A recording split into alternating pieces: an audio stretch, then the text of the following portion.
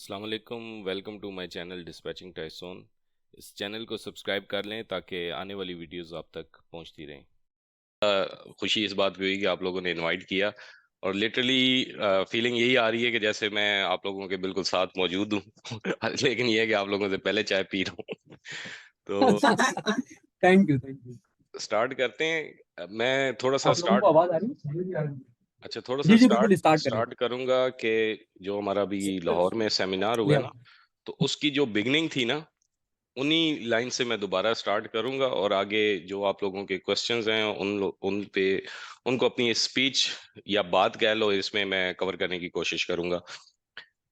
जो ग्रेट। ये क्वेश्चन है कि ये है कि जब देखें, हम लोग तो आपके साथ वैसे ही कनेक्ट रहते हैं ना, व्हाट्सएप पे भी हैं और यूट्यूब के थ्रू भी हैं और हर टाइम मतलब आप लोग हमारे ग्रुप्स वगैरह में भी हैं।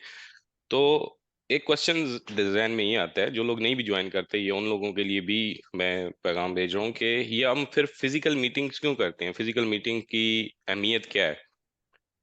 इसकी जो सबसे बड़ी अहमियत है वो ये है कि एक कनेक्टिविटी आपस में होती है। एक जो जो हम यूट्यूब पे जितना मर्जी आपस में कनेक्ट हो जाए ना, वर्चुअल मीन्स के थ्रू।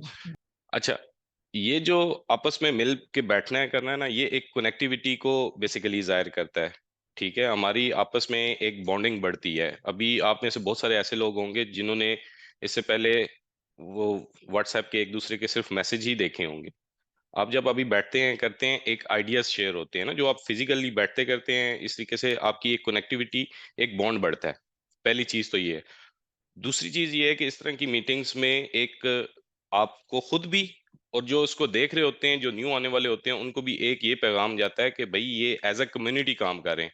ऐसा नहीं है कि मैं किसी जगह फंसूंगा तो मुझे किसी ने जवाब ही नहीं देना, मुझे किसी ने कोई हेल्प आउट नहीं करनी। ये बेसिकली जब आप ये यहाँ से दोस्ती बनती है, चाहे ये प्रोफेशनल लेवल की दोस्ती हो, लेकिन यहाँ से जो कनेक्टिविटी बनती है ये आपकी बहुत गैदरिंग और जो आपकी बॉन्डिंग है उसको बड़ा अच्छा कर देती है। तो इसलिए ये फिजिकल मीटअप्स जो है ना, ये जरूरी हैं।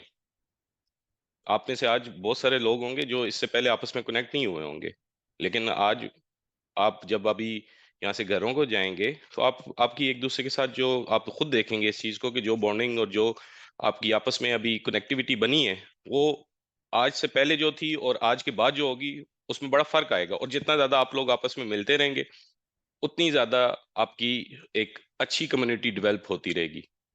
तो ये इस कम्युनिटी का डेवलप होना जरूरी है।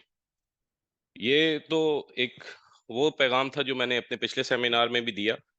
अब मेन मुद्दे पे आते हैं कि बेसिकली यहाँ भी टाइम शॉर्ट है, अगर नमाज का भी टाइम होना है तो मैं कोशिश करूंगा बिल्कुल लिमिटेड रहूं और उसके बाद भी कुछ कन्वर्सेशनल सॉर्ट ऑफ भी रखूं। लेकिन मैं पहले उन क्वेश्चंस का, उन चीज़ों का जवाब देना चाहूंगा जो कि आप लोगों ने जिक्र किया था। अच्छा, आप लोगों ने मैसेज वगैरह में जो किया था उसमें कहा था कि एज अ न्यूबी इस ट्रकिंग इंडस्ट्री है क्या। मैं इन चीज़ों में ना टाइम वेस्ट नहीं करना चाहूंगा, माजरत के साथ, कि आप लोगों में से बहुत सारे ऐसे लोग होंगे जो वीडियोस भी देख चुके होंगे, जो किसी इस टाइम बेशक स्टार्ट ना भी किया हो उन्होंने, लेकिन इतना नॉलेज होगा कि व्हाट इज ट्रकिंग इंडस्ट्री। अच्छा, तो इसलिए ये ट्रैकिंग इंडस्ट्री क्या है और इसमें स्टेप्स क्या इन्वॉल्व हैं इसको स्टार्ट करने में, इस क्वेश्चन का आंसर मेरा ख्याल है कि यहाँ पे ना टाइम वेस्ट होगा देना करना। इन शॉर्ट ये है कि जो बिल्कुल पहली दफ़ा मुझे सुन रहा है, जो पहली दफ़ा देख रहा है, कि यूएसए की जो ट्रकिंग इंडस्ट्री है वो बेसिकली ऑनलाइन ज़्यादा चल रही होती है, बजाय इसके कि जैसे हमारे यहाँ जो ट्रकिंग इंडस्ट्री है वो कैसे चल रही होती है। वो तो आपने कोई चीज़ सामान भिजवाना करना हो, आप फिजिकली अड्डे पे जाते हैं और वहाँ पे उसको जाके बुकिंग कराते हैं और वो आपका सामान ले जाता है। लेकिन यूएसए की ट्रकिंग इंडस्ट्री ऐसे नहीं चलती। यूएसए की ट्रकिंग इंडस्ट्री चलती है कि जिसमें प्रॉपर उनके रूट प्लानिंग होती है, जिसमें प्रॉपर उनके पेपर वर्क होता है, एग्रीमेंट्स होते हैं, इंश्योरेंस होती है, रोड क्लियरेंस होती है, इंस्पेक्शंस होती हैं, तब वो जाके चलती है। और ये सारी चीज़ें एक अकेला ड्राइवर मैनेज नहीं कर सकता। फिर सॉफ्टवेयर के थ्रू हम उनके लोड्स देखते हैं, उनको लोड प्रोवाइड करते हैं, इस चीज़ का हम अपना कमीशन चार्ज करते हैं। वो चाहे 5% हो, 7% हो, 10% हो, इतना कमीशन चार्ज करते हैं और इस तरीके से हमें अपने मेहनत के पैसे मिल जाते हैं। अच्छा, दूसरी चीज ये थी कि अब इसमें फ्यूचर क्या है।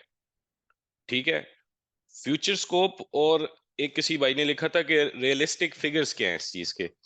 जो अब वैसे तो मैंने पूरा business model with figures facts हर चीज उसमें लिखी हुई है, लेकिन जाहिर बात है हर आते दिन के साथ उसमें कुछ ना कुछ चेंजिंग हो रही है ना।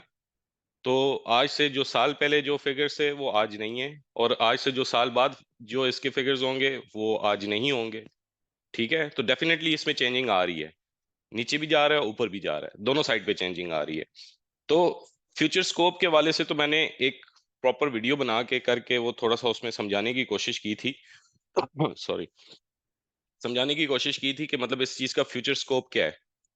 ठीक है, लेकिन कुछ भाइयों के कंसर्न ये थे कि मतलब फ्यूचर स्कोप तो ये तो ठीक है कि 2 ट्रक ले तो इतना कमा लेंगे, 4 ट्रक ले तो इतना कमा लेंगे, लेकिन जो मुझे पर्सनल में इसमें वो मैसेज शामिल नहीं था, लेकिन मैं उसकी इन डेप्थ को समझ रहा था कि मतलब वो किस लेवल पे बात कर रहे थे, किस एंगल से बात कर रहे थे, तो मैंने वो चीज भी इसमें इंक्लूड की है। इसको मैं थोड़ा सा ऐसे समझाऊंगा कि देखें, हम में से जो नौकरी नौकरी पेशा लोग हैं, मैं उनकी बात करूंगा कि पाकिस्तान में जो एवरेज तनख्वाह है वो है तकरीबन 30,000 से 50,000 रुपए। जो 30,000 से 50,000 रुपए तनख्वाह ले रहा होता है उसको हम कहते हैं कि ये एवरेज बंदा है, एवरेज तनख्वाह ले रहा है। 50,000 से लाख रुपया जो बंदा तनख्वाह ले रहा है उसको हम कहते हैं ये लोअर साइड पे है लेकिन अबव एवरेज है। ठीक है, इसी तरह जो 1.5 लाख से 2.5 लाख के दरमियान तनख्वाह ले रहे हैं उनकी तादाद बहुत कम है। जॉब में रहते हुए 1.5 लाख से 2.5 लाख रुपए तनख्वाह लेना, ये ऐसे लोगों की तादाद बहुत कम है। लेकिन जो 1.5 लाख से 2.5 लाख रुपए तनख्वाह ले रहा होता है, इसका मतलब ये है कि वो हाईली एक्सपीरियंस्ड है, हाईली क्वालिफाइड है, और बहुत सारे पापड़ बेल के इस जगह तक पहुंचे हुए हैं। और अक्सर आप उसमें देखेंगे कि वो यंग तबके के अलावा अगर जिसने बहुत ज्यादा कोई बाहर से डिग्री शिग्रियां नहीं की हुई, तो आपको ज्यादातर 40+ ही लोग नजर आएंगे जो किसी जीएम लेवल पे बैठे होंगे, जो किसी सीईओ लेवल पे बैठे होंगे। सीईओ तक की भी तनख्वाह जो है ना वो 3-3.5 लाख है, एक दो कंपनीज के अलावा। कुछ हैं जो ज्यादा भी देती हैं। तो बिजनेस सबके क्या अलग अलग है, किसी का छोटा अगर पान का खोखा है वो अपना जाती बिजनेस कर रहा है उसका डिफरेंट होगा, जो अगर कोई अच्छा कारोबार कर रहा है डिफरेंट होगा, तो वो बिजनेस सबके का तो मैं जिक्र नहीं करता। लेकिन जॉब वालों के यही फिगर्स हैं, मतलब बहुत किसी ने तीर मार लिया, बहुत किसी ने हाईएस्ट इनकम कर ली ना जॉब में रहते हुए, तो वो 2.5 लाख से ज्यादा नहीं कर सकता ऑन दी एवरेज, 30 से 50 हजार। ठीक है, अब ये बात मैंने क्यों की है, ये बात मैंने इसलिए की है कि अब आते हैं इसके स्कोप की तरफ, कि मतलब अगर आप शिफ्ट होते हैं इस तरफ, एक तो पहली बात ये है कि एक क्वेश्चन का इसमें आंसर भी मिल जाएगा आपको, कि जो लोग जॉब कर रहे हैं ना, वो फौरन से जॉब छोड़ के इस काम में नहीं आना, वो अपनी जॉब को कंटिन्यू रखें। ठीक है, मतलब क्योंकि देखें, कामयाबी और नाकामी ये अलग ही हाथ में है। बाज़ औक़ात मैं इसकी मिसाल देता हूँ कि आप में से कुछ लोग होंगे जिनको स्विमिंग आती होगी, उन्होंने सीखी होगी। ठीक है, किसी को स्विमिंग करता देखना ना बड़ा आसान लगता है, कि बस लगता है कि बस सांस इस तरह लेने, हाथ मारने और बस यूं जाने यूं आने। जब आप खुद सीखते करते हैं ना, शुरू में आपको गोते भी आते हैं, आपका सांस भी चढ़ता है, आपका बहुत सारे मसले मसाइल आपके साथ गुजरते हैं, आपका दिल भी हारता है उसमें। आहिस्ता आहिस्ता जाके आप सीखते हैं। एक एक अगर वो स्विमिंग पूल की हम लेंथ देखें ना, जिसको एक साइड से दूसरी जगह आने को हम लेंथ कहते हैं, तो शुरू में आपको एक लेंथ क्रॉस करना जो है ना एक पहाड़ लग रहा होता है। लेकिन एक टाइम ये आता है कि आप 2-2 3-3 घंटे स्विमिंग कर रहे होते हैं, टाइम की वजह से बाहर आ जाते हैं कि मतलब 3 घंटे हो गए मुझे स्विमिंग करते हुए, थकना खत्म हो जाता है आपका ना, आपको एक तरीका आ जाता है। तो सेम इसी तरह हर बिजनेस में के स्टार्ट में आपको किसी को देख के ना लगता है कि बड़ा आसान है, लेकिन कोई भी दुनिया का काम आसान नहीं होता। ठीक है, आप उसको जब स्टार्ट करते हो तो आप करते इसी तरह स्टार्ट हो गया, आपको लगता है कि ये बस यूं यूं करना है और ये कल डॉलर का दरख्त और बस पत्ते गिरना शुरू। ऐसा नहीं है।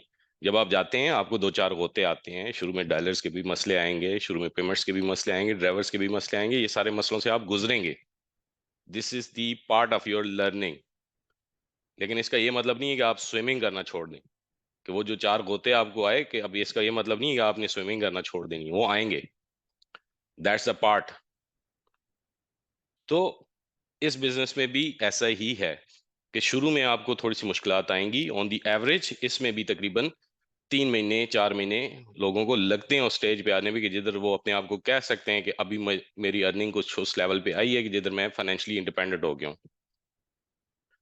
जिस जगह आवाज कट हो रही हो या कुछ हो, मुझे आपने हैंड रेज करना है ताकि मुझे समझ आ जाए। ठीक है, अच्छा, तो जो मैंने अदनान मिसाल भाई सब ठीक चल रहा है, अच्छी आवाज आ रही है। ठीक है, वो मेरे पास बार बार वो ब्लिंक के वो आ रहा था, मैंने समझा शायद इस वजह से। तो ये जो मैंने मिसाल दी थी